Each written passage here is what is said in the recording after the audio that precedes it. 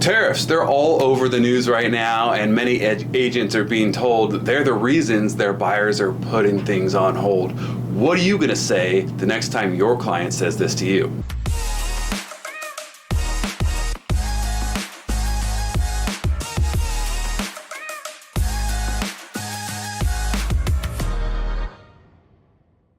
What's happening? I'm J.C Agajanian, broker associate with the Whissel Realty Group at EXP. And today we're talking about tariffs and how they're going to impact your clients and the real estate market as a whole. So on this subject, the first thing we need to do is establish whether or not this is truly an objection, because comments about things that are simply outside of our control should always prompt us as professionals to think about it and ask the question, is this truly an objection, or is this a condition to their purchase? For example, if they've just had their entire savings wiped out or a huge portion of it and now they simply can't buy, that is a condition. That is not an objection. It's a matter of fact, things have changed because of the tariffs and how they've impacted the stock market. Many people really are earnestly in a holding pattern because their portfolios have been hit hard. Worse yet, their whole down payment's been vaporized, right? But in most cases, it's kind of a smokescreen. If they're scared because of the uncertainty, that's an objection. Like any objection, we have to be able to see it for what it is and address it for them.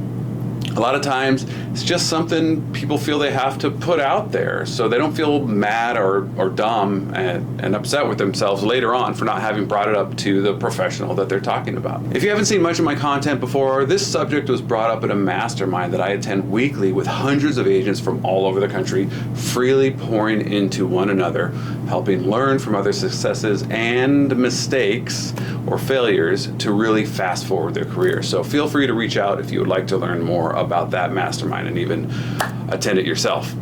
But this client question is really an opportunity for us to ask probing questions about their specific concern and eventually get back to their true motive for buying in the first place.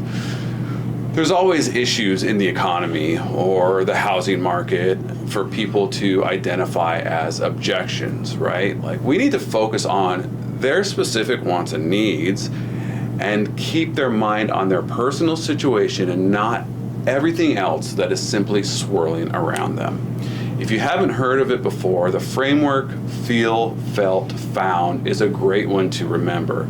It's got to be genuine. You got to ask the question and tell them, I understand where you're coming from with this. You know where they're feeling from and why they brought it up. But to get to the found part is what we're going to do as a result of this and what are the outcomes that we're going to take going forward. Typically what they'll find is they're still losing their lease or running out of space with their growing family or whatever it is that's brought them to you in the first place, right? Those circumstances have not changed and they still have that same need regardless of the concern they have on the exterior. If they think the market's going to go down because of it, hey, that's no problem. Ask them, how long do you plan on being in your home? If you remember, primary home buyers, people buying a home for themselves, they always are going to need a place to live. And, as long as there's not some unusual, extremely short time horizon, as long as it's a decent time horizon that they're going to be in that home, they're always going to be better off in the long run. There has never been a 10-year period of time when any significant downturn, even the Great Recession of 08 and 09, that didn't at least recover, if not exceed at the finish in the first place. Things in a 10-year window are always better in real estate, especially where we are here in Southern California. Something great to remember as well is that if they think they're going to be maybe inflationary, these tariffs, they're going to make things cost even more, and it's going to be even worse than it already has been the past several years. Well, real estate is one of the best hedges against inflation we could possibly have in any economy. So whatever the circumstance, we have to remember to understand where they're truly coming from, whether or not this is truly like a condition, it has impacted their ability to purchase, or if it's just an objection. And if it is, like so many other objections, we have to keep their eyes on the prize and not flitting around looking at every potential sky falling that could come their way. I hope you found this helpful, and I would be happy to take this conversation offline. If you got any questions or just want to talk about it a bit more, you can reach me at the info below. Talk to you soon.